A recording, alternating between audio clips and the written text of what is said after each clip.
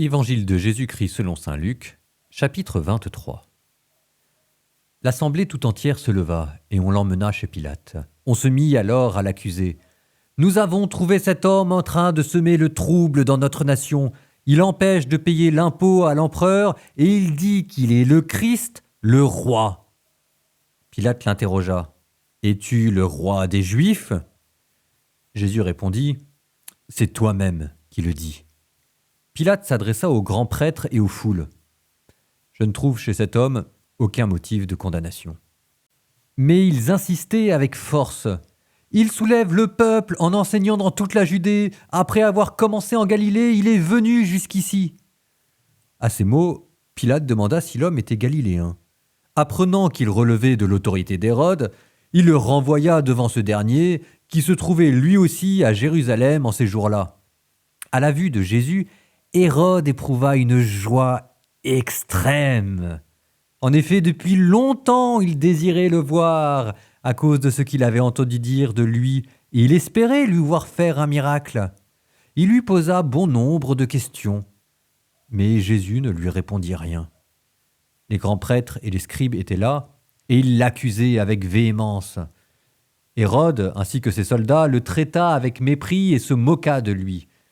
Il le revêtit d'un manteau de couleur éclatante et le renvoya à Pilate. Et ce jour-là, Hérode et Pilate devinrent des amis, alors qu'auparavant il y avait de l'hostilité entre eux. Alors, Pilate convoqua les grands prêtres, les chefs et le peuple, et il leur dit « Vous m'avez amené cet homme en l'accusant d'introduire la subversion dans le peuple. Or, j'ai moi-même instruit l'affaire devant vous, et parmi les faits dont vous l'accusez, je n'ai trouvé chez cet homme aucun motif de condamnation. D'ailleurs, Hérode non plus, puisqu'il nous l'a renvoyé. En somme, cet homme n'a rien fait qui mérite la mort. Je vais donc le relâcher après lui avoir fait donner une correction. » Ils se mirent à crier tous ensemble « Mort à cet homme, relâche-nous Barabbas !» Ce Barabbas avait été jeté en prison pour une émeute survenue dans la ville et pour meurtre. Pilate, dans son désir de relâcher Jésus, leur adressa de nouveau la parole, mais ils vociféraient « Crucifie-le, crucifie-le !» Pour la troisième fois, il leur dit « Quel mal a donc fait cet homme ? Je n'ai trouvé en lui aucun motif de condamnation à mort. Je vais donc le relâcher, après lui avoir fait donner une correction. » Mais ils insistaient à grand prix, réclamant qu'il soit crucifié, et leurs cris s'amplifiaient. Alors, Pilate décida de satisfaire leur requête. Il relâcha celui qu'il réclamait, le prisonnier condamné pour émeute et pour meurtre, et il livra Jésus à leur bon plaisir. Comme ils l'emmenaient, ils prirent un certain Simon de Cyrène qui revenait des champs, et ils le chargèrent de la croix pour qu'il la porte derrière Jésus. Le peuple en grande foule le suivait, ainsi que des femmes qui se frappaient la poitrine et se lamentaient sur Jésus. Il se retourna et leur dit « Filles de Jérusalem, ne pleurez pas sur moi. Pleurez plutôt sur vous-même et sur vos enfants. Voici venir des jours où l'on dira « Heureuses les femmes stériles, celles qui n'ont pas enfanté, celles qui n'ont pas allaité. » Alors on dira aux montagnes « Tombez sur nous » et aux collines « Cachez-nous ». Car si l'on traite ainsi l'arbre vert, que deviendra l'arbre sec ? Ils emmenaient aussi avec Jésus 2 autres, des malfaiteurs, pour les exécuter. Lorsqu'ils furent arrivés au lieu dit le crâne ou calvaire, là ils crucifièrent Jésus, avec les 2 malfaiteurs, l'un à droite, l'autre à gauche. Jésus disait « Père, pardonne-leur, ils ne savent pas ce qu'ils font. » Puis ils partagèrent ses vêtements et les tirèrent au sort. Le peuple restait là, à observer.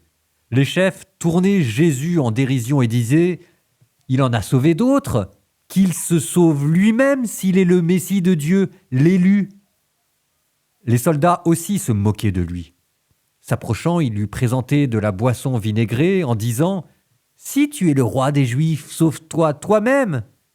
Il y avait aussi une inscription au-dessus de lui. Celui-ci est le roi des Juifs.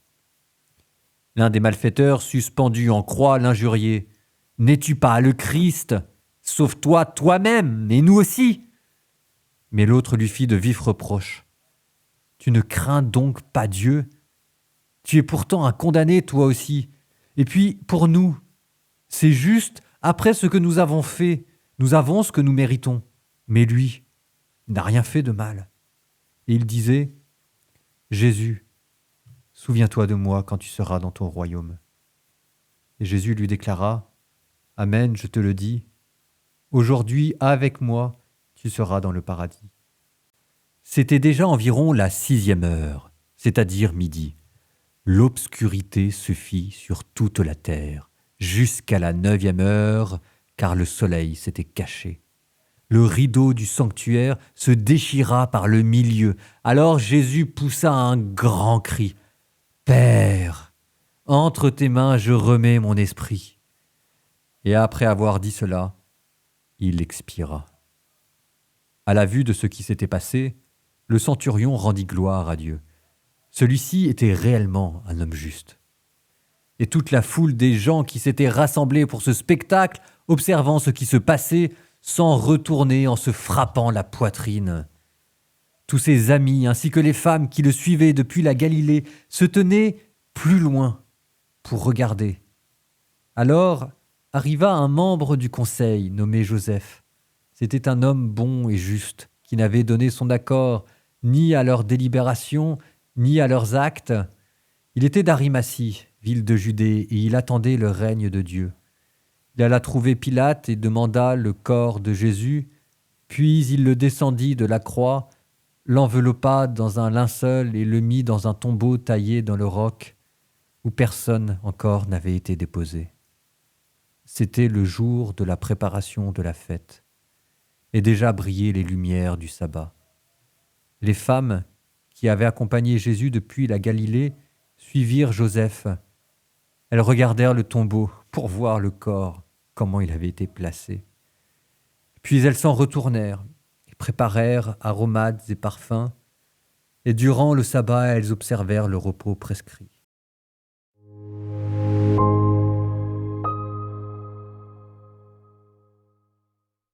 Le dimanche des Rameaux, Jésus qui monte sur un âne à Jérusalem et qui est acclamé par la foule comme un roi, ce qui nous offre l'occasion de réfléchir sur ce qu'est le véritable pouvoir. Dans la Bible, le pouvoir d'abord n'est pas associé à un âne, mais à un cheval. C'était la pratique dans l'Antiquité. Le cheval était la première arme de guerre. Si vous voulez, c'était l'ancêtre des chars de combat. C'était les chevaux de combat. Ce qui vous explique que, par exemple, dans l'Apocalypse, il est question des cavaliers de l'Apocalypse. Le cheval beige, le cheval vert, le cheval noir, qui apporte tantôt la peste, tantôt la famine. Le cheval, c'est l'image du pouvoir, de l'autorité et de la violence. Ce qui explique que la première caractéristique de la royauté dans l'Ancien Testament, ce sont les chevaux. Et c'est ainsi, par exemple, qu'on compte le nombre de chevaux que Salomon possédait dans ses étables, ce qui donnait une indication de sa puissance armée. C'est ainsi encore que les prophètes disaient « Attention aux rois, ils vont essayer de multiplier les chevaux ». Et derrière, vous allez avoir une lente pédagogie de la Bible pour essayer de remplacer le cheval par un âne. Par exemple, ça commence avec Saül. Souvenez-vous, Saül, c'était le tout premier roi juif. Ça s'est mal passé parce qu'à la fin de sa vie, Saül est devenu fou, violent et sanguinaire. N'empêche qu'au début, il fait son entrée en scène en cherchant des ânesses que son père avait égarées.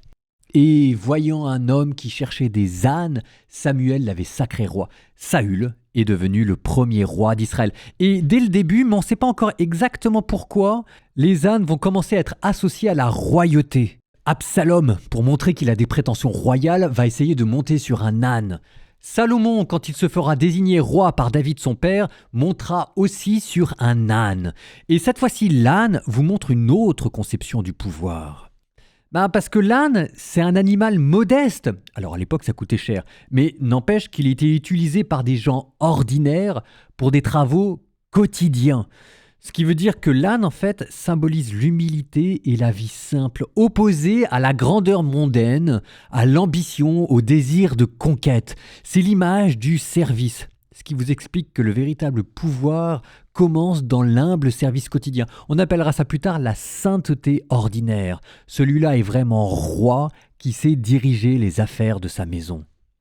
Humilité, service quotidien, mais aussi patience et obéissance. Alors pour nous, c'est peut-être moins évident parce qu'un âne est associé au fait d'être têtu, mais n'empêche qu'un âne, c'est aussi quelqu'un qui ne se vante pas, normalement un âne, ça ne fait pas trop de bruit, et quand on s'en occupe bien, il a beau avoir son petit caractère, il travaille, il est patient, il est obéissant, c'est le symbole de la mission qui est portée sans bruit, c'est le symbole de la persévérance. Voilà, et c'est pas tout à fait un hasard si dans la crèche il y a un âne et un bœuf, le symbole de la vie quotidienne, du travail, de la mission. C'est pas tout à fait un hasard non plus si Marie, en se rendant à Bethléem pour accoucher, était probablement portée par un âne. Ce que Dieu choisit, c'est pas ce qui brille, mais ce qui sert. Et le véritable pouvoir se situe dans le service.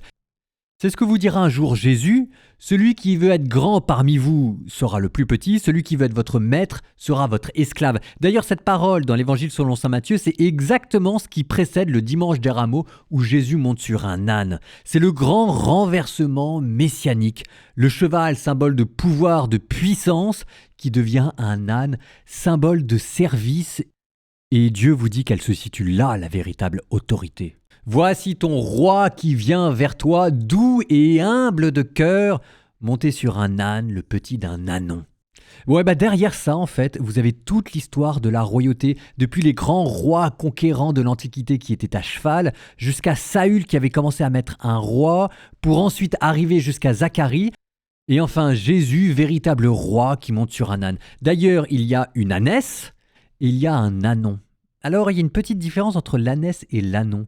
L'ânesse, c'est celle qui a déjà été domestiquée, qui a déjà porté un joug, qui a déjà labouré. L'ânon, lui, n'est pas encore domestiqué, il n'a pas encore servi. Et pour les pères de l'Église, c'était là une image des Juifs et des nations païennes. Parce que les nations païennes ne sont pas sous le joug de la loi, tandis que les Juifs, eux, étaient sous le joug de la loi, la Torah, et donc les uns sont symbolisés par l'ânon, les autres par l'ânesse. On raconte même que Jésus aurait commencé par s'asseoir sur l'ânesse, parce qu'il était d'abord envoyé prêcher aux Juifs, pour ensuite, en arrivant à Jérusalem, monter sur un ânon, symbole de l'ouverture du christianisme aux nations païennes.